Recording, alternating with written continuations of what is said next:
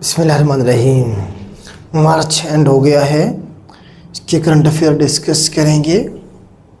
मार्च में जो जो इवेंट हुए, कमीशन जो सवाल पूछ सकता है वो सारे वन बाय वन डिस्कस करने की कोशिश करेंगे। सबसे पहला जो हमारे पास क्वेश्चन है वो ये है कि आपको बताया कि पाकिस्तान और अफ़गानिस्तान के दरमियान में कुछ झड़पें चल रही हैं। अफ़गानिस्तान के अंदर जो टीटीपी है, तहरीक तालिबान पाकिस्तान, आपको पता है वो पाकिस्तान में अटैक करती है। केपीके में मासूम लोगों को शहीद किया जाता है। तो उनके ख़िलाफ़ ऑपरेशन करने का हमने बहुत बार अफ़गानिस्तान से कहा, तालिबान को कहा कि आपकी सरज़मीन को इस्तेमाल किया जा रहा है हमारे ख़िलाफ़, तो आप इसके ख़िलाफ़ कोई एक्शन लें। लेकिन अफ़गान तालिबान जो है वो उनके ख़िलाफ़ उन्होंने कोई एक्शन नहीं लिया।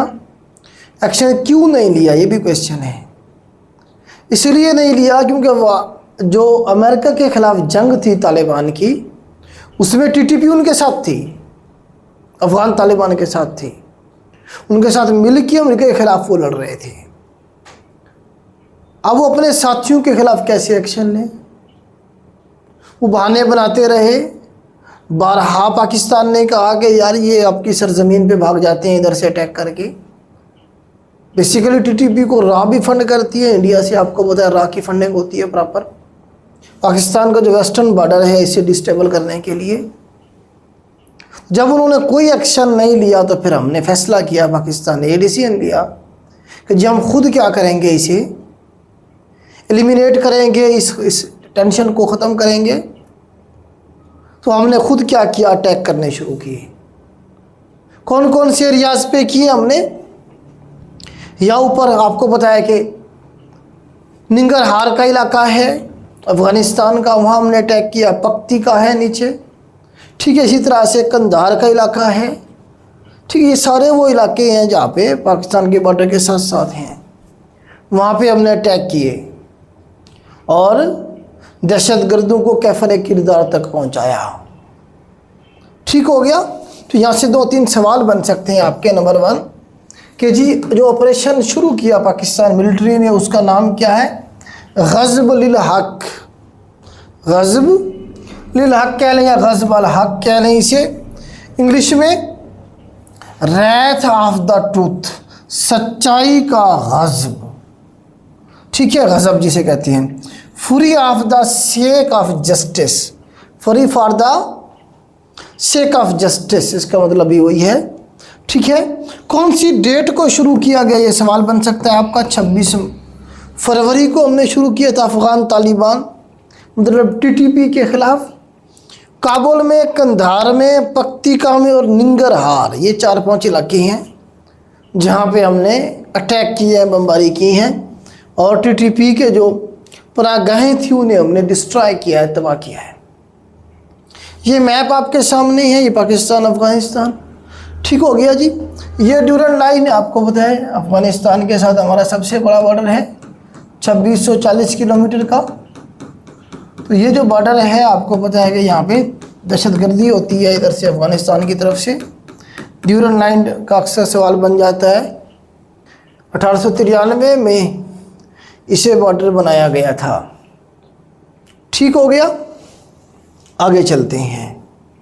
नेक्स्ट हमारे पास क्वेश्चन है जी, नेपाल में जनरल इलेक्शन हुए हैं, तो उसके हवाले से सवाल बन सकता है आपका कि आपको पता है कि 2025 के अंदर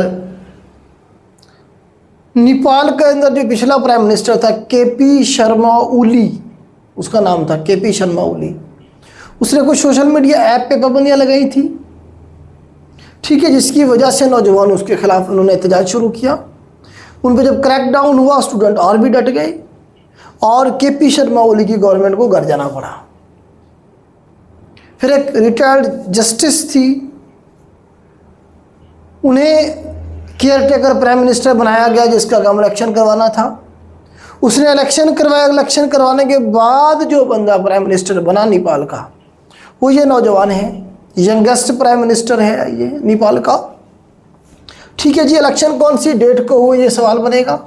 5 मार्च को ये इलेक्शन हुए, ठीक है। 35 साल बलिंद्रा शाह इसका पूरा नाम है। बेलन कहते हैं इसे, बेलन के नाम से ये जाना जाता है, बलिंद्रा शाह या फिर बेलन। 35 ईयर इसकी एज है, फार्मर है, किसान का बेटा है ये। और काठमांडू का मेयर भी रह चुका है इससे पहले। काठमांडू आपको पता नेपाल का क्या है, कैपिटल है, उसका ये मेयर भी रह चुका हुआ है। 27 को इन्होंने अपने इक़्तिदार संभाला। 27 वाली डेट याद ना रहे, कोई घर नहीं छोड़ दें उसे, 5 मार्च वाली ज़रूर याद कर रही है। ठीक हो गया जी। तो ये नेपाल आपको पता है, इसका मैप दिखाता हूँ आपको मैं, ये भी हमारा हमसाया मुल्क है। ये देखें, ये नेपाल है हमारे पास, ये सारा हमारे पास नेपाल है। लैंड लॉक कंट्री है। ऐसा मुल्क जिसे समंदर ना लगता हो क्या होता है, वो लैंड लॉक कंट्री होता है। अब इस नेपाल को समंदर तक जाने के लिए इंडिया के ऊपर इसकी डिपेंडेंसी है, इंडिया का ये मोहताज है। ठीक है, तो ये पाकिस्तान है, ये इंडिया है, ये नेपाल, नेपाल के ऊपर ये चाइना है। तो नेपाल जो है सराउंडेड है चाइना और इंडिया के दरमियान में। शॉर्टेस्ट वे समंदर तक जाने के लिए उसे इंडिया से गुजर के जाना पड़ेगा। चाइना से भी जा सकते हैं लेकिन बहुत लंबा रास्ता है, वो डिपेंड करते हैं ये तकरीबन जो है इंडिया के ऊपर मुकम्मल तौर पे। काठमांडू इनका कैपिटल है, करेंसी इनकी रुपया ही है, रुपी। और दुनिया का जो हाईएस्ट पॉइंट है माउंट एवरेस्ट, वो नेपाल में ही है। ओके, आगे चलते हैं। 23 मार्च के हवाले से सवाल आपका बन सकता है जी। अभी गुजरा है 23 मार्च, ये 86 नंबर का ये मनाया गया इस साल 2026 में। आपको पता 23 मार्च क्यों मनाते हैं हम? लाहौर रेजोल्यूशन की वजह से। ठीक है, 1940 की बात है, मुस्लिम लीग का 27वां इजलास चल रहा था लाहौर में, मंटो पार्क में, ग्रेटर इकबाल पार्क जिसे हम कहते हैं, मंटो पार्क भी इसी को कहेंगे हम, जहाँ पे मीनार पाकिस्तान बना हुआ है। तो यहाँ पे मुस्लिम लीग का 27वां इजलास चल रहा था। तो उसमें क्या हुआ जी, एक रेजोल्यूशन पेश की गई जिसे में ये कहा गया कि जो सिंध, बलूचिस्तान, पंजाब, NWFP के कश्मीर वाले जो एरियाज हैं, इन सारों को मिला के हमें एक अलग रियासत बनानी चाहिए जिसका नाम क्या होगा, पाकिस्तान होगा। बाकायदा से पाकिस्तान का नाम तजवीज़ किया गया, मतलब अडॉप्ट किया गया, तजवीज़ के बजाय अडॉप्ट का लफ्ज़ यूज़ करें। ठीक है, इससे पहले पाकिस्तान का नाम ऑफिशियली मुस्लिम लीग ने अडॉप्ट नहीं किया था। तो सेशन चला कब से कब तक, 22, 23 और 24, 3 दिन चला था लाहौर में। कायद आज़म उसे प्रिजाइड कर रहे थे। रेजोल्यूशन किसने पेश की? AK फजलुल हक, शेर बंगाल। तो 23 को ये रेजोल्यूशन पेश की गई, 24 को वो अप्रूव हुई। तो हर साल हम 23 को मनाते हैं, 23 मार्च, पाकिस्तान डे के तौर पे। ठीक है, तो इस दिन जो है सिविल अवार्ड भी दिए जाते हैं। इस बार 263 लोग हैं ऐसे जिन्होंने स्पोर्ट्स में, आर्ट्स में या लिटरेचर में जिन्होंने अच्छा काम किया, उन्हें सदर की तरफ से सिविल अवार्ड दिए गए, जिसमें मशहूर नाम देखें तो समीना पीरज़ादा हैं, जहरा निगाह हैं, सना मीर हैं, सलीमा हाशमी हैं, इरफान कोसट हैं एंड हदीकिया कियानी। ये फेमस नाम है। आपको बताया कि इनमें से मैक्सिमम सेलिब्रिटीज़ हैं। ठीक हो गया। जबकि कॉन्स्टिट्यूशनल डे हर साल हम 10 अप्रैल को मनाते हैं। जो हमारा 73 का कानून है वो 10 अप्रैल 1973 को असम्बली से अप्रूव हुआ था, इसलिए कॉन्स्टिट्यूशनल डे हर साल 10 अप्रैल को मनाया जाएगा। ये सवाल बनता है कॉन्स्टिट्यूशनल डे कभी मनाएं। आगे चले। आगे ये 23 मार्च के हवाले से मैंने ज़रूरी समझा कि इन साहब का भी जिक्र करें हम, क्योंकि फ्रीडम फाइटर हैं ये, पाकिस्तान की सरजमीन से इनका ताल्लुक़ है। भगत सिंह इनका नाम था जी, एक ज़बरदस्त फ्रीडम फाइटर। शहीद भगत सिंह का खिताब दिया गया मुसलमानों की तरफ से, इसे मतलब लक़ब दिया गया। खिताब तो हुकूमत की तरफ से होता है ना, लक़ब। तो फैसलाबाद से इनका ताल्लुक़ था जी। पूछता है कहाँ से इनका ताल्लुक़ था? फैसलाबाद से। 1907 में ये पैदा हुए थे। लाला लाजपत राय जो था इनका गुरु था, इनका जिससे ये सीखते थे। लाला लाजपत राय लाहौर से इनका ताल्लुक़ था, ज़बरदस्त पर्सनैलिटी। इनकी डेथ हुई साइमन कमीशन के दौरान, जब पथराव किया गया लाठी चार्ज में, उनकी डेथ हो गई 1928 में। तो ये उनका शागिर्द था, उनका चेला था। तो इसने फिर क्या किया, उसका बदला लेने के लिए जो सुपरिटेंडेंट था उसका नाम था एसपी जॉन सॉन्डर, उसकी फील्डिंग लगाई, उसे कत्ल कर दिया। इसकी आइडियोलॉजी ये थी कि अंग्रेज़ों को मारा जाए, मार के निकाला जाए, भगाया जाए, ऐसे नहीं जाएंगे ये।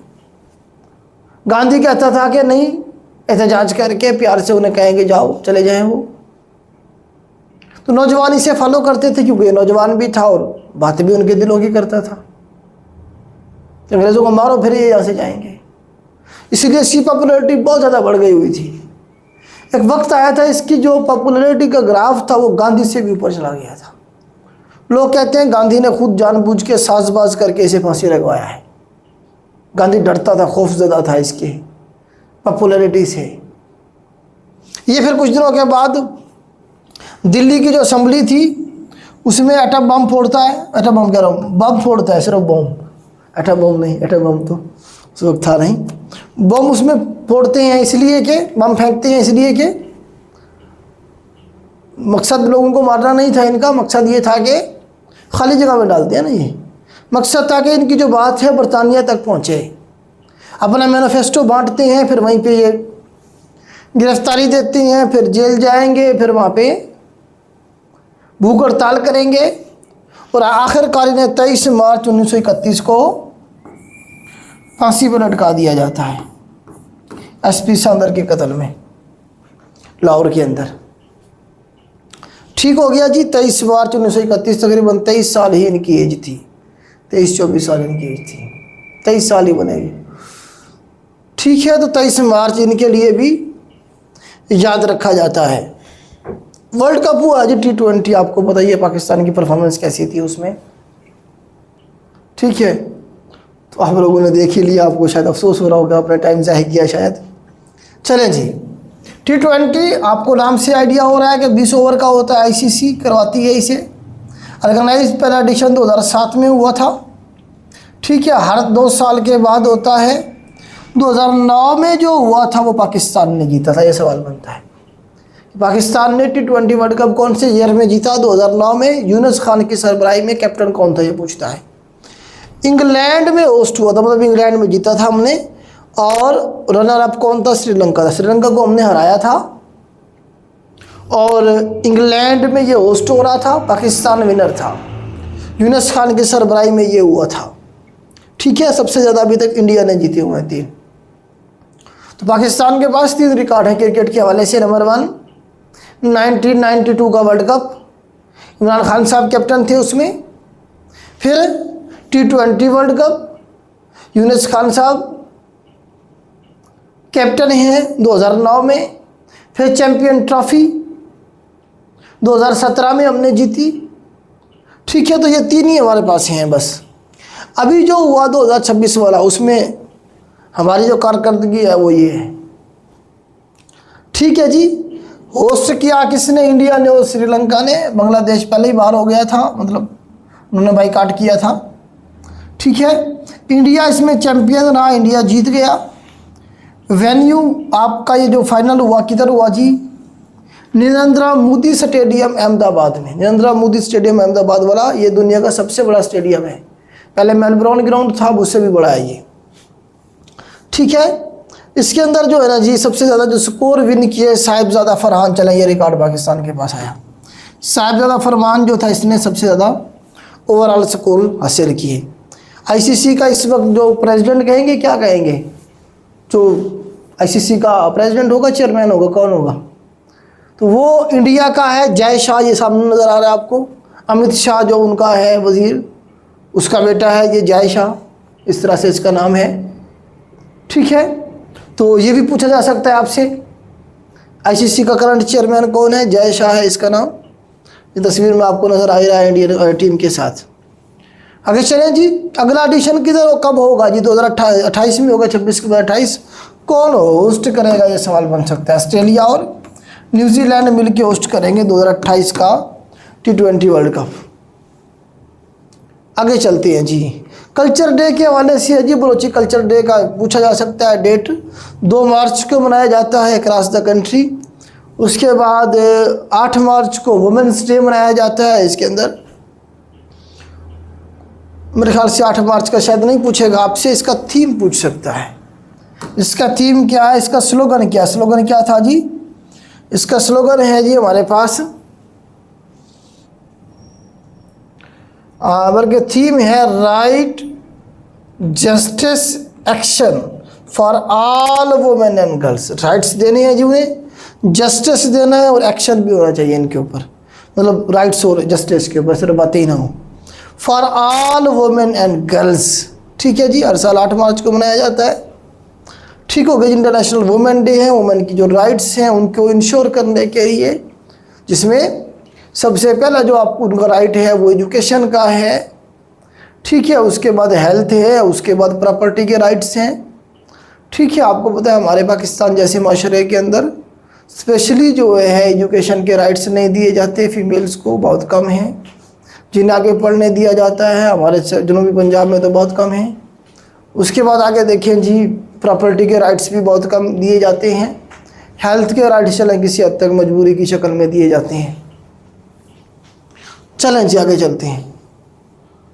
उसके बाद पंजाब कल्चर डे हर साल मनाया जाएगा जी 14 मार्च को। और international day for forest is observed on the which annually.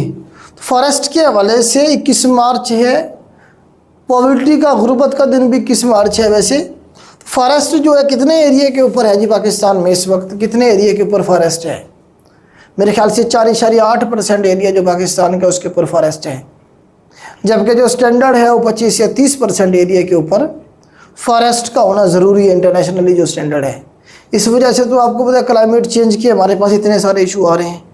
जब हम जो है दरख्त काटते रहेंगे, काटते जाएंगे और जो है ना जी इंडस्ट्री लगाते चले जाएंगे, सोसाइटियाँ बनाते चले जाएंगे, तो फिर यही होगा। पाकिस्तान आपको सबसे ज़्यादा इफेक्ट ही है क्लाइमेट चेंज के हवाले से। चलें आगे चलते हैं। तो ये पॉवर्टी डे भी 21 मार्च ही है। आगे चलते हैं, वाटर डे के हवाले से सवाल बनेगा, वर्ल्ड वाटर डे के हवाले से, ठीक है। ये हर साल 22 मार्च को मनाया जाता है और इसका स्लोगन था where the water flows equality grows, ठीक है। एक वाटर एंड द जेंडर जो था इसका थीम था। मार्च 24 जो है वर्ल्ड ट्यूबरक्लोसिस डे, टीबी का जो दिन है वो मनाया जाता है हर साल 24 मार्च को, ठीक है। टीबी किस वजह से होती है? वायरस से होती है, बैक्टीरिया से होती है? सवाल बना है, पेपर में आया है। तो टी में जो बी है, बी से बैक्टीरिया याद रखें, टी बी से बैक्टीरिया याद रखें। वायरस से नहीं होती, बैक्टीरिया से फैलती है। जिना साहब को भी कौन सी बीमारी थी? टीबी की थी। अच्छा, America and Israel attack Iran, ये तो आपको पता ही ऑलरेडी, मैं इसके बारे में आपको प्रॉपर गाइड करता रहा हूँ वक्त के साथ साथ, ठीक है। अब थोड़ा सा एक दफ़ा फिर इसका ओवरव्यू ले लेते हैं। एक तो ऑपरेशन का नाम याद रखना है आपने। एक तो अटैक कौन सी डेट को किया? 28 फरवरी को अटैक किया गया, ये डेट याद रखनी है आपने। समराइज़ कर देता हूँ दोबारा से। जो अमेरिका ने और इजराइल ने ऑपरेशन लॉन्च किया, अमेरिका ने किया ऑपरेशन एपेक फ्यूरी के नाम से, और इजराइल ने किया ऑपरेशन रोअरिंग लायन, दौड़ता हुआ शेर। रोअरिंग लायन जो है उसके नाम से किया इन्होंने, और अमेरिका ने एपेक फ्यूरी के नाम से, बहुत ज़्यादा गुस्सा कह लें आप इसे, ठीक है, इस नाम से ऑपरेशन लॉन्च किया ईरान के ख़िलाफ़। ईरान ने भी जवाब में ऑपरेशन जो लॉन्च किया उसका नाम है operation true promise 4। True promise 4 के नाम से अमेरिका के और इजराइल के ख़िलाफ़ ऑपरेशन लॉन्च किया। और आज मेरे ख्याल से कोई 30 दिन हो गए हैं। 28 फरवरी को किया था, आज 29 तारीख हो गई है, तो 29 बल्कि 30 दिन हो गए ईरान रेजिस्ट कर रहा है। ये ईरान की बहुत बड़ी मतलब क्या कामयाबी कह सकते हैं। उसने घुटने नहीं टेके, वो खड़ा है आज के दौर में, ठीक है। अमेरिका के सामने इतने दिन टिक जाना बड़ी बात है। एटॉमिक पावर है, हालांकि ईरान वो मुल्क है जिसके ऊपर पिछले को 1979 से कितने साल होते हैं, 79 से लेके अब तक उस पर पाबंदियाँ चल रही हैं। कोई 45 साल बन जाते हैं, 45-40 साल से उनके ऊपर सेक्शन है, पाबंदियाँ हैं। उसके बावजूद उन्होंने इस काबिल अपने आप को बनाया है कि वो पूरा 1 महीना होगा रजिस्ट कर रहे हैं। आप बनाया हुर्मुज़ जो है, स्ट्रेट ऑफ हुर्मुज़ बंद की हुई है, अमेरिका खुलवा नहीं पा रहा। 1 महीना हो गया, वो अपने पूरी कोशिशें कर ली, अभी तक नहीं खुलवा पा रहा, ठीक है। तो आगे चल के देखते हैं इस जंग की क्या सूरत हाल होती है। कम अज़ कम हम अगर ईरान को सपोर्ट नहीं कर सकते किसी और सूरत में, तो हम उन्हें मॉरली तो सपोर्ट कर सकते हैं कि अमेरिका ने और इजराइल ने अटैक किया, ईरान किसी मुल्क पर अटैक करने नहीं गया। जंग मुसल्लत की गई है ईरानियों के ऊपर। जब मुसल्लत हो जाती है फिर आपको लड़ना पड़ती है, फिर इसके अलावा और ऑप्शन नहीं होता। सरेंडर का ऑप्शन होता है, लेकिन जिंदा कौमें सरेंडर नहीं करती, लड़ती हैं, वो मरती हैं, बस यही ऑप्शन होता है। खैर जी, अभी देखते हैं आगे चल के क्या आउटकम निकलता है इनका। इसमें जो जिक्र हुआ 3-4 चीज़ों का, 5th फ्लीट का जिक्र होगा बार बार। तो 5th फ्लीट जो है ये बहरीन में मौजूद है अमेरिका की, जहाँ पे सारी चीज़ें मौजूद हैं, जहाज़ भी है, फौज भी है, सारा कुछ है। पूछेगा 5th फ्लीट किधर है? ये बहरीन के अंदर, ईरान ने इसे बीट किया, ठीक है। इजराइल, ये जो सारे अरब कंट्रीज़ हैं जो कि पपेट बने हुए हैं अमेरिका के और इजराइल के, इनके अंदर अमेरिका की बेसिस मौजूद हैं। ईरान ने उन सब के ऊपर हिट किया, इन्हें बताया है कि मैं तुम्हारे हवारियों के साथ ये करूँगा, अमेरिका को और इजराइल को बताया है, ठीक है जी। इसमें अब देखें तो जो न्यूक्लियर साइट्स के ऊपर भी कुछ अटैक किया गया जिनका जिक्र हुआ है, तो उनके बारे में सवाल ज़रूर बनेंगे। एक तो आप ये देखें कि इसमें तो न्यूक्लियर फैसिलिटीज़ के अंदर आप देखें कि हमारे पास, चले आगे हैं हमारे पास स्लाइड है,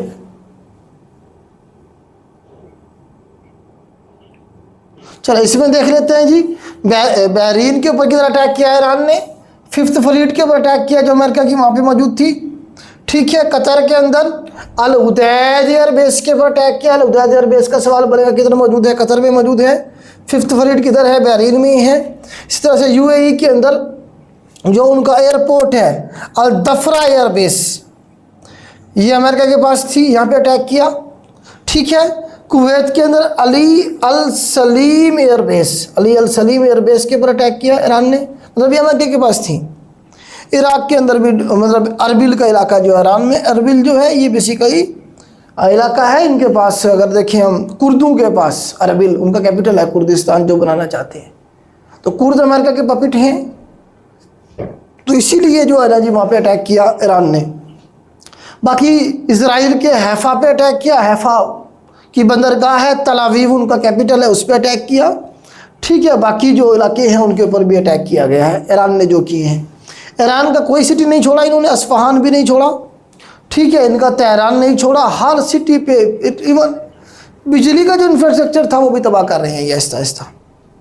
चलें जी, बाकी सुप्रीम लीडर जो हैं इनके शहीद हो गए हैं। अली खामनाई साहब, उनके बेटे मुज्तबा खामनाई साहब हैं इस वक्त, वो भी ज़ख्मी हैं, ठीक है। सुप्रीम लीडर का कंसेप्ट पता भी क्या है ईरान में? सुप्रीम लीडर का कंसेप्ट ये है, आपको बताया कि 12 इमाम, फ़िक़्ह जाफरिया जो है 12 इमाम को मानते हैं, और 12वें जो इमाम हैं वो इमाम महदी, इमाम गैब जिन्हें वो कहते हैं, कि वो उनके मतलब फ़िक़्ह जाफरिया के मुताबिक ये है कि उनकी बर्थ हो गई हुई है, उन्होंने अपने आप को गैब कर लिया हुआ है। जब एक सूटेबल टाइम होगा उस वक्त उनका ज़हूर होगा और वो लीड करेंगे कुफार के ख़िलाफ़। तो जब तक वो गायब हैं, उसके बाद जो आर्डर्स हैं मजहबी हवाले से जो लीड करेगा बंदा, वो सुप्रीम लीडर करेगा। फ़िक़्ह जाफरिया को की जो कम्युनिटी है, अहले तशय्युअ की जो कम्युनिटी है, उनके लिए इमाम गैब के बाद जो सबसे बड़ा आप ये कहें कि हुक्म देने वाला कोई बंदा है मजहबी हवाले से, तो वो सुप्रीम लीडर ऑफ ईरान है। तो इतनी बड़ी वैल्यू है सुप्रीम लीडर की, मतलब मजहबी के अंदर एक चीज़ ऐड है। जिस तरह आप अगर बात पे करूँ, पुराने दौर में जब खिलाफत हुआ करती थी, खलीफा जो था वो सबसे बड़ी अथॉरिटी था, मजहबी हवाले से, हुकूमती हवाले से ऑर्डर देने वाला। पूरी दुनिया के मुसलमान उसे मानते थे ऑथेंटिक, आखिरी बात। तो इस तरह से फ़िक़्ह जाफरिया के अंदर भी आप ऐसे ही समझे, इन्हें समझाने के लिए मैंने इसे थोड़ा सा आसान लैंग्वेज में आपको बताने की कोशिश की है। तो बेवकूफ़ों ने क्या किया है, अमेरिका ने और इजराइल ने, सुप्रीम लीडर को छेड़ने का मतलब ये है कि पूरी जो ईरानी कौम है या तशय्युई कौम है, जहाँ कहीं भी है, फ़िक़्ह जाफरिया के लोग, उनका मजहबी जो रहनुमा है, पॉलिटिकली के इसके साथ साथ मजहबी रिलीजियस जो पर्सनालिटी है, उसे भी उन्होंने डैमेज किया है। तो ईरानी किसी भी सूरत में इस बात को बर्दाश्त नहीं करेंगे। जो कहते हैं रजीम चेंज, इसराइल कहते हैं 2 दिन में लोग बाहर निकल आएंगे गवर्नमेंट के खिलाफ, रजीम चेंज हो जाएगी। करें ना अब, जरा पता चलेगा ही नहीं। गलत ब्रीफ किया गया ट्रंप को, अब वो इसराइल की क्लास ले रहे हैं कि तुमने गलत ब्रीफ किया था। लेकिन अब जंग में फंस गए हैं, अब निकल भी नहीं सकते ना। तो अब यही अमेरिका के पास रास्ता है कि ईरान को कमज़ोर करे और डील के ऊपर ले आए, मज़ीद कमज़ोर करे। पहले कर दिया बहुत ज़्यादा कमज़ोर, मज़ीद कमज़ोर करे, डील के ऊपर ले आए और चुप करके अपने यहाँ से निकल जाए। ठीक है। अब ईरान की और अमेरिका की पावर का कोई कंपैरिजन नहीं है। अगर कोई ये समझता है कि जी अमेरिका, ईरान इतनी पावर में है कि अमेरिका को टक्कर दे रहा है, ऐसा नहीं है। पावर का कोई कंपैरिजन नहीं है, टेक्नोलॉजी का कोई कंपैरिजन नहीं है। लेकिन जब आपके पास रास्ता कोई ना हो लड़ने के अलावा, फिर आप लड़ते हैं और दलेरी के साथ लड़ते हैं। फिर तो ईरान वही कर रहा है, कोई रास्ता छोड़ा ही नहीं है उनके पास। चलें जी, तो न्यूक्लियर साइट्स के ऊपर जिन पे अटैक हुआ, जिनका जिक्र हुआ, इसका सवाल बनेगा। तो नातान्ज जो है ये न्यूक्लियर साइट है ईरान के अंदर, इस पर इसराइल ने अटैक किया। बुशेर है, इसी तरह से अस्फहान में साइट है न्यूक्लियर, उस पर अटैक किया इसराइल ने। अरक, ठीक है। इसी तरह से ईरान ने भी इसराइल की न्यूक्लियर साइट के ऊपर अटैक किया पहली दफ़ा। इसका आपने नाम सुना होगा, डेमूना, DIMONA, डेमूना। ये इसराइल की न्यूक्लियर साइट है। सवाल बनेगा कौन से मुल्क की न्यूक्लियर साइट है? तो ये इसराइल की है। पहले वाली 3 ईरान की हैं। तो ख़तरा ये भी है कि अगर इस तरह से अटैक चलता रहा तो न्यूक्लियर जो ताबकारी शुआएं हैं वो निकलेंगी, पूरा रीजन को बर्बाद कर देंगी। ठीक है। अब इसमें एक जिक्र और कर लेते हैं जी हम, डिगो गार्सिया का। जिस तरह मैंने बताया आइलैंड है, इसका जिक्र हो रहा है। ये भी इंडियन ओशन के अंदर है। ये बरतानिया का जजीरा है बेसिकली। बरतानिया ने इसे लीज पे लिया हुआ है 100 साल के लिए, 99 ईयर्स के लिए। किससे? मॉरिशियस। ये मॉरिशियस के अंडर आता है वैसे बेसिकली। मॉरिशियस अफ्रीका का मुल्क है, उससे बरतानिया ने लीज पे लिया हुआ है। वहाँ पर बरतानिया की आर्मी मौजूद है डिगो गार्सिया में, और अमेरिका की भी, दोनों की आर्मी मौजूद है यहाँ पे। यहाँ से अटैक कर रहे हैं बेसिकली। पिछले दिन ईरान ने यहाँ भी अटैक किया है, डिगो गार्सिया पे भी। ठीक है। तो इस तरह से ये मामला ख़राब होते जाने आहिस्ता आहिस्ता। चले आगे चलते हैं। खरग आइलैंड का भी आपको बताया, खरग आइलैंड का भी जिक्र हो रहा है। ये इसका ईरान का है खरग आइलैंड, जिसके अंदर जो है ना जी, आप ये देखें कि मैं आपको तस्वीर दिखाता हूँ इसी खरग आइलैंड की। ये देखें, ये तस्वीर है जी। यहाँ पे खरग आइलैंड है छोटा सा, ये सारा ईरान है। ये सारा क्या है? ईरान है। ये सारा ईरान है। तो खरग आइलैंड जो है हमारे पास, ये बेसिकली वो जगह है जहाँ पे अमेरिका, जो ईरान है, पूरी की पूरी जो दुनिया को तेल सप्लाई करता है वो पाइप के ज़रिए ले जाता है यहाँ से आगे सप्लाई होता है। बिजली की इंस्टॉलेशन सारी मैक्सिमम यहीं पे मौजूद हैं। ठीक है। तो ईरान को कमज़ोर करने के लिए, 2.5 लाख के ऊपर लाने के लिए अमेरिका धमकियाँ लगा रहा है कि जो मैं इस पर कब्ज़ा कर दूँगा, इस पर अपनी आर्मी उतार दूँगा। उतार भी सकता है, मेन लैंड पर तो नहीं उतारेगा अमेरिका अब, क्योंकि पता है ईरानी खा जाएंगे, मार देंगे। तो इसके ऊपर उतार सकता है, पॉसिबिलिटी है। कब्ज़ा कर लेगा बिजली के ऊपर, ईरान को मफलूज कर देगा, इस तरह से कर सकता है। लेकिन ईरानियों ने कहा कि अगर आप हमारे इसके ऊपर कब्ज़ा करेंगे या अटैक करेंगे तो इस रीजन के अंदर आपको सारा नमकीन पानी है, चारों तरफ मीठा पानी है ये पीने के लिए। तो प्लांट लगे हुए समंदर के ऊपर, पानी साफ़ होता है। ये गल्फ़ कंट्री जितने भी हैं, सऊदी अरब है, कुवैत है, कतर है, बहरीन है, UAE है, ये सारा पानी समंदर से मीठा करके उसे पीते हैं। तो ईरान ने कहा कि जब तुम इंफ्रास्ट्रक्चर को तबाह कर रहे हो तो फिर मैं ये जो पानी के प्लांट हैं गल्फ़ में, पर्शियन गल्फ़ में, सारे बर्बाद कर दूँगा। पानी की शॉर्टेज, तेल की शॉर्टेज से भी पूरी हो जाएगी इन मुल्कों के पास। अब तेल के बगैर तो इंडस्ट्री बंद होगी ना, पानी के बगैर तो लोग मरना शुरू हो जाएंगे। अब ये फिर अमेरिका को कहेंगे जी ना करो हमला। ईरान ने वैसे इनकी शारक पकड़ी हुई है। चलें जी आगे चलते हैं। तो खरग आइलैंड से 90% ऑयल जो है ईरान का सप्लाई होता है। मैक्सिमम यहाँ से चाइना को जाता है, बाकी फिर बाकी मुल्कों को जाता है। चलें जी, तो स्ट्रेट ऑफ हॉर्मज़ ये आपको नज़र आ रही है। इस पर ईरान ने कंट्रोल किया हुआ है मुकम्मल तौर पे। यहाँ से कोई जहाज़ नहीं गुजरने दे रहा। अभी खबरें आ रही है कि एक जहाज़ को गुजारने के लिए ईरानी $2 मिलियन ले रहे हैं, $20 लाख। ठीक है, एक जहाज़ को गुजारने के लिए। कुछ जहाज़ फ्री में जा रहे हैं चाइना के, पाकिस्तान के, इस तरह से चंद लोगों के, बाकी उससे वो पैसे ले रहे हैं। तंग रास्ता है स्ट्रेट ऑफ हॉर्मज़ को मैं पहले से बता चुका हूँ, कई बार ब्रीफ कर चुका हूँ। तंग पट्टी है, एक तरफ क्या है जी, ये है हमारे पास है सारा ईरान ये वाला, और दूसरी तरफ देखेंगे तो ये ओमान का थोड़ा सा ऐसे कोना बनता है ओमान, उसके बाद फिर यूएई है, उसके बाद यूएई मौजूद है यहाँ पे इस तरह से। ठीक है, वो मूसा आइलैंड भी यहीं पे मौजूद है। अच्छा, अब एक और टेंशन शुरू हो गई अभी जो करंट डेवलपमेंट हुई है कल की, वो ये है कि अब हूतीज इसमें शामिल हो गए हैं इस जंग में। हूतीज किधर बैठे हुए हैं, इधर बैठे हुए हैं यमन में। ये आपको यमन नज़र आ रहा है, ये हूतीज यहाँ बैठे हुए हैं। पहले जंग चल रही थी यहाँ पे, ये है ईरान सारा, ये क्या है हमारे पास ईरान है। ठीक है, ये थी बंद थी ये वाली जो है हमारे पास स्ट्रेट ऑफ हॉर्मज़। अब क्या है जी, हूतियों ने कहा है कि हम ये देखें, यहाँ भी तो एक तंग रास्ता है, इसे कहते हैं बाब अल मंदब स्ट्रेट। एक तरफ यमन है, दूसरी तरफ यहाँ पे अफ्रीका का मुल्क है जबूती, डी जबूती पढ़ते हैं, इसे लिखते हैं डी जबूती, पढ़ेंगे सिर्फ जबूती। ठीक है, जबूती और यमन के दरमियान में जो स्ट्रेट बनती है कहते हैं स्ट्रेट ऑफ अलमंदब स्ट्रेट। एक तरफ ये रेड सी है, सारे का सारे क्या है रेड सी, और ये क्या है गल्फ ऑफ अदन या फिर अरेबियन सी के अडन गल्फ।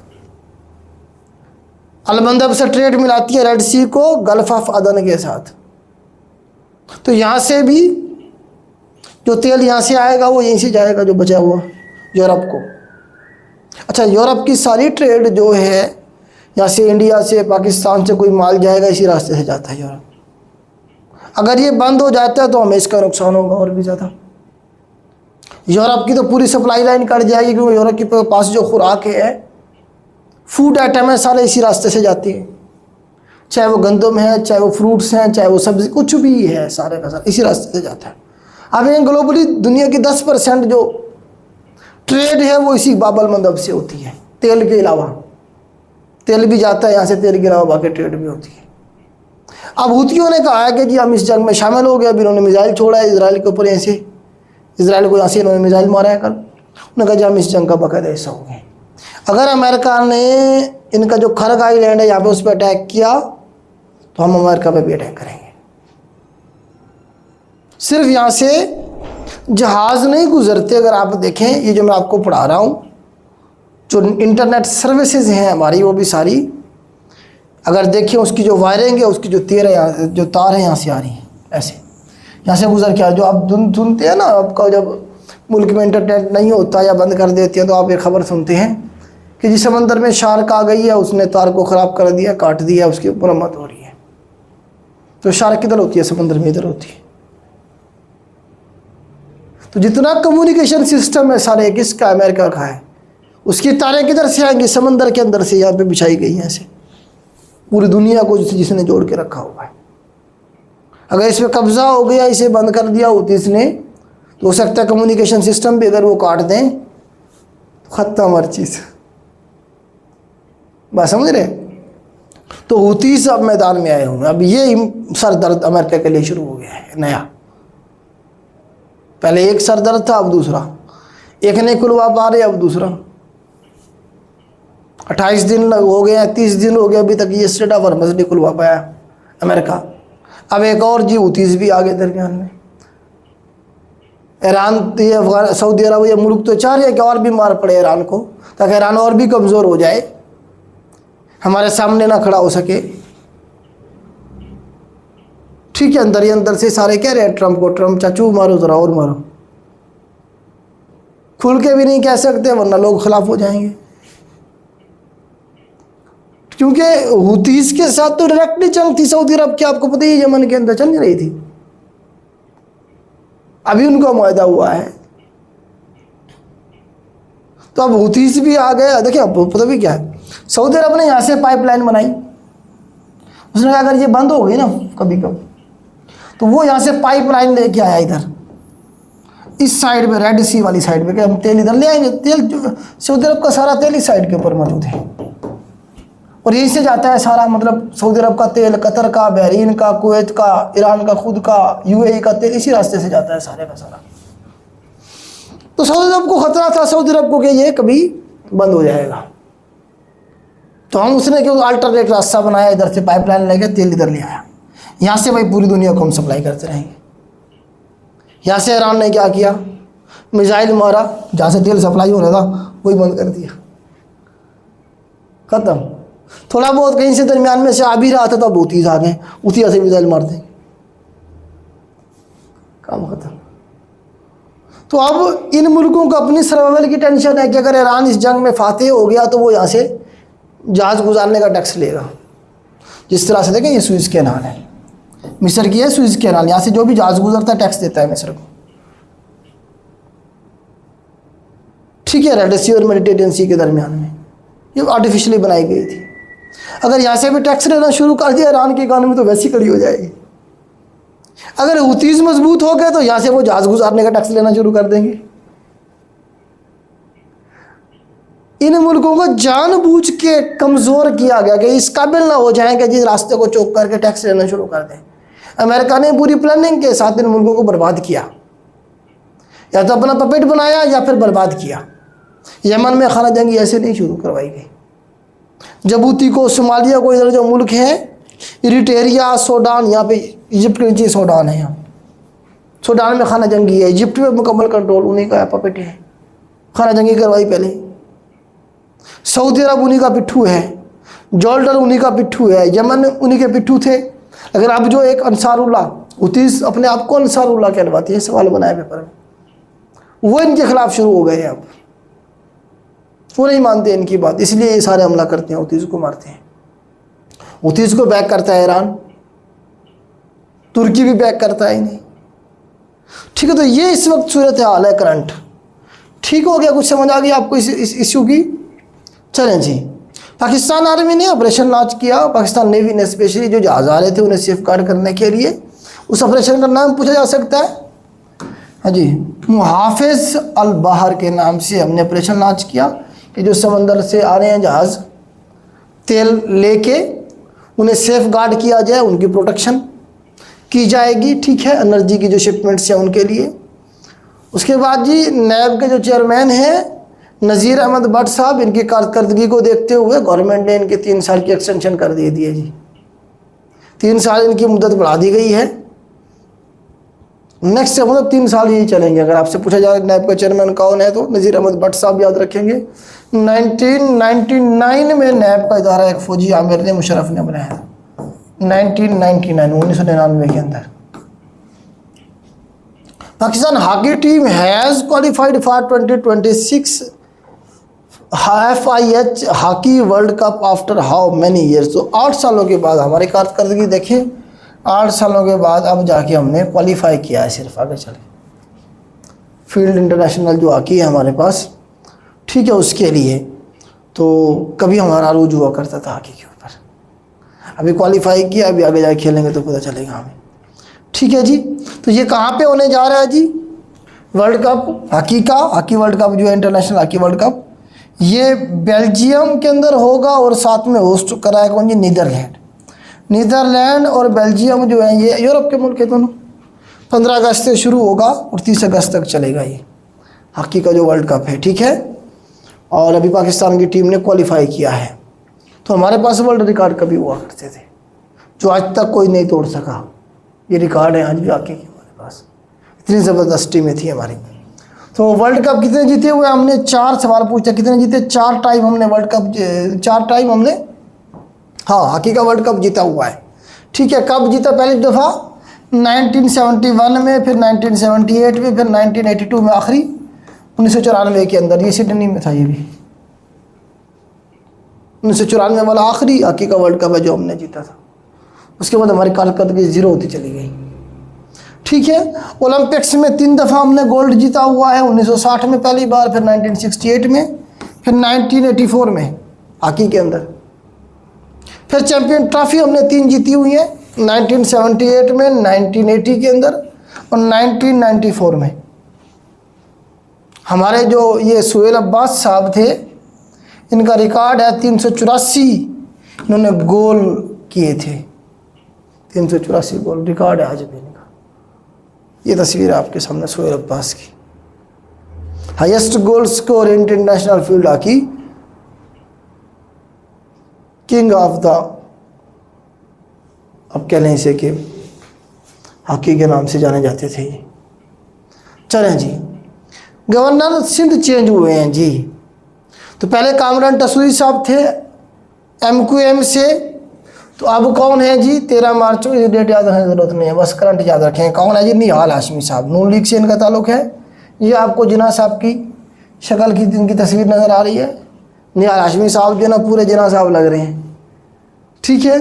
तो निहाल हाशमी साहब जो है, टोपी भी वैसे पहनी हुई है। ये करंट जो है ना जी, पाकिस्तान मुस्लिम लीग से, नून से इनका ताल्लुक है। इन्हें सिंध का गवर्नर बनाया गया। इससे पहले किसके गवर्नर थे ये?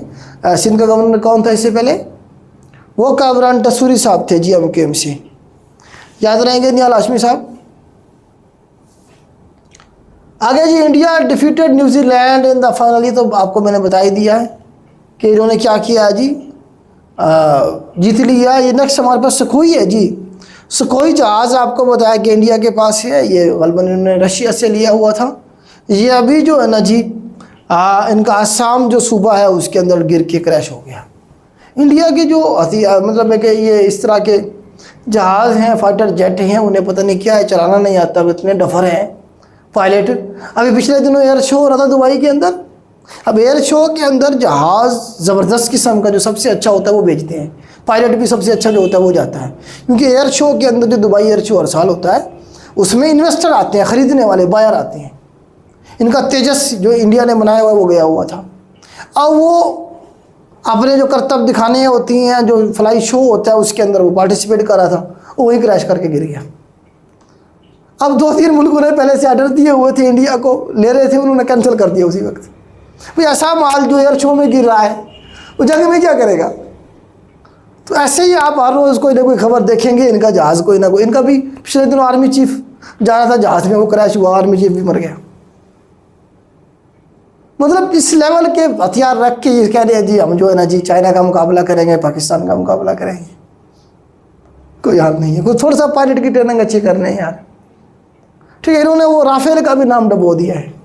हालांकि राफेल जो है फ्रांस का एक बहुत अच्छा हथियार है, 4.5 जनरेशन का जो है ना जी वो हथियारा है, और ज़बरदस्त हथियारा उसे आप कह सकते हैं। उसका भी इन्होंने, उसे भी गिरा दिया पाकिस्तान के साथ जंग के दौरान। हालांकि हमारे 4th जनरेशन के जहाज़ से उन्होंने 4.5 जनरेशन के जहाज़ को गिरा दिया, ठीक है जी। तो ये आसाम प्रोविंस में हुआ है, इनका नाम याद है सखोई Su-30 है जी। ये जो जहाज़ इनका क्रैश हुआ है आसाम सूबे में। Pakistan export dropped by, Pakistan के एक्सपोर्ट्स कम हुई है। ये हमारे लिए जो अलार्मिंग सिचुएशन है, सोचने का पॉइंट है कि हमारे एक्सपोर्ट गिर रही है मुसलसल, ठीक है जी। 7.11% कम हुई हैं, मतलब 1.5 बिलियन 1.25 बिलियन के करीब कम हुई हैं पिछले 7 महीनों के अंदर। तो ये एक हमारी गवर्नमेंट को देखना चाहिए, हमारे इदारों को इन चीज़ों को देखना चाहिए। शहबाज शरीफ साहब ने जो रशिया का जो दौरा है वो जो पोस्टपोन किया है सिचुएशन की वजह से, ये इम्पॉर्टेंट नहीं है, छोड़ दें इसे। Chinese aerospace development industry investment group जो interested in investing up to the, हाँ ये पूछ सकता है कि कौन सी इंडस्ट्री पाकिस्तान में चाइना के इन्वेस्टमेंट के लिए इंटरेस्टेड है और कितना इन्वेस्टमेंट करना चाहती है। तो चाइनीज़ एरोस्पेस डेवलपमेंट इंडस्ट्री है, मतलब एरोस्पेस का मतलब पता है, ये जो आपके फ़िज़ा में जो जहाज़ वगैरह होते हैं या इस तरह के जो बाकी फ़िज़ा के अंदर रॉकेट्स और बाकी चीज़ों को, उसके अंदर $10 बिलियन जो है इन्वेस्ट करना चाहती है चाइनीज़ की कंपनीज हमारी एरोस्पेस उसके अंदर। पंजाब एंड ताशकंद, पिछले दिनों आपको बताइए मीटिंग भी हुई है, इसकी तस्वीरें बड़े वायरल हो रही थी कि पंजाब और ताशकंद के दरमियान में एग्रीमेंट हुआ है जी, established sister province. Sister province जो है ये कौन से, ताशकंद और लाहौर कह लें या पंजाब कहेंगे, बल्कि प्रोविंस की बात हो तो पंजाब, ताशकंद और पंजाब के दरमियान में जो है ना जी एक एग्री हुए हैं रिलेशनशिप बिटवीन देम। तो किस चीज़ का जी, इनका वो आया हुआ था गवर्नर ताशकंद का जो गवर्नर है ज़ोहैर मिर्ज़ाइव इस तरह से नाम है, तो इनकी मीटिंग शीटिंग हुई है। तो इनमें से बस आपने ताशकंद और पंजाब दो को याद रखना है, सिस्टर प्रोविंस का लफ्ज़ भी याद रखना है कि ये रिलेशन बहाल करने के लिए इस तरह का इन्होंने जी फर्स्ट टाइम जी ना जो है ना जी मस्जिद अल-अक्सा को बंद किया गया नमाज ईद की नमाज़ पढ़ने के लिए, ठीक है। 1967 में जब जंग हुई थी तब इसे बंद किया गया था। अब जाके अल-अक्सा मस्जिद जो है उसे नमाज जो ईद की नमाज है वो पढ़ने से भी रोक दिया गया। हाँ जी 14 मार्च को जो है ना जी नॉर्थ कोरिया आपको नज़र आ रहा है बबलू सा फिर किधर ही मिसाइल छोड़ देता है। अभी इसने जापान के ऊपर से मिसाइल छोड़ दी, ठीक है। तो क्योंकि अमेरिका जो है वहाँ से जो आर्मी है, जो जहाज़ हैं, जो चीज़ें हैं लेके आ रहा था इधर ईरान की तरफ, कोरिया के पास से और जापान के पास से, और पीछे से इसने 2-3 मिसाइल छोड़ दिए, वो सारे वापस चले गए। ये तो हमारा अपना खतरा है इधर, ठीक है जी। तो इनके बारे में है जी North Korea fire 10 short range ballistic missile, तो इसमें into the sea during exercise, ठीक है। अच्छा इसके अंदर जो सवाल बन सकता है कि करंटली जो साउथ कोरिया और यूएसए के दरमियान में जो क्या कहते हैं इसे ड्रिल हो रही थी उनका नाम क्या था, एक्सरसाइज जो हो रही थी उनका नाम क्या था। फ्रीडम शील्ड के नाम से यूएसए और साउथ कोरिया आपस में ड्रिल कर रहे थे, या मतलब कहें कि मतलब उसके लिए यूज़ करें आप लफ्ज़ मिलिट्री एक्सरसाइज कर रहे थे। तो इसने जो है ना 5-6 मिसाइल छोड़ 10 शॉर्ट रेंज मिसाइल छोड़ दिए उनके ऊपर से कि तुम हमें दिखा रहे हो ट्रेनिंग करके, ठीक है, हमारे पास असला है। तो इस तरह से ये बबलू साहब को पता है हर वक्त खबरों में बना रहता है, कहीं ना कहीं इसकी न्यूज़ आ रही होती है। ये जंग ढूंढता है कि मुझे कहीं मिले कोई जंग में जाकर उसमें पार्टिसिपेट करूं। पिछले दिनों ये यूरोप पहुंच गया अपनी फौज लेके, यूक्रेन में इसने फौज घुसा दी रशिया के साथ मिलकर। चले जी पाकिस्तान एंड जर्मनी साइंड, अच्छा जर्मनी और पाकिस्तान के दरमियान में ये एक मुआहदा हुआ है 18 मिलियन यूरो का, तकरीबन 5 मिलियन बनते हैं पाकिस्तान के अंदर रुपयों में, कि पाकिस्तान जो है ना ये क्या करेंगे जर्मनी रिन्यूएबल एनर्जी सोर्सेज जो हैं, मतलब पानी से, ठीक है जी, बिजली बनाने के जो मामलात हैं, हवा से या सोलर से, फिर hydro power and renewable energy जो सोर्सेज जो है उसके ऊपर इन्वेस्टमेंट करने का मुआहदा हुआ है जर्मनी का पाकिस्तान के साथ 18 मिलियन का। ये फिगर भी याद रखना 18 मिलियन यूरो, ये यूरो का साइन है। बस ये बेटा आपके मेन क्वेश्चन थे जो आप तक पहुंचाना ज़रूरी थे, मतलब मार्च के करंट अफेयर यही थे, तो इन्हें अच्छे से कर लें। पिछले भी हर महीने के पड़े हुए हैं, एएसएफ में आपके काम आएंगे, ठीक है। आज के लिए इतना ही, अल्लाह हाफ़िज़।